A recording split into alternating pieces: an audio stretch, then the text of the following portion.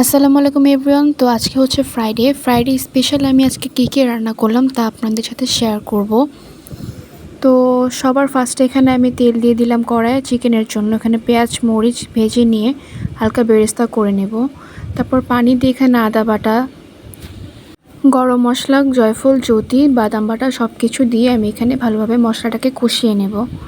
দেন এখানে tomato sauce দিয়ে আর একটু নেড়ে চেড়ে এখানে আমি চিকেনগুলো দিয়ে দিব। চিকেন দিয়ে চিকেনটাকে মশলার সাথে ভালোভাবে কষিয়ে আলুটা দিয়ে দিব। তো আলুকে চিকেনের সাথে কিছুক্ষণ নেড়ে আমি এখানে পানি অ্যাড করব।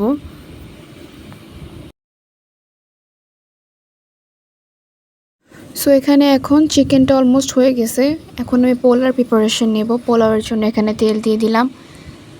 তারপর এখানে আদা বাটা, দারচিনি, এলাচ এগুলো দিয়ে একটু নেড়ে আমি এখানে পোলার চালটা অ্যাড করব।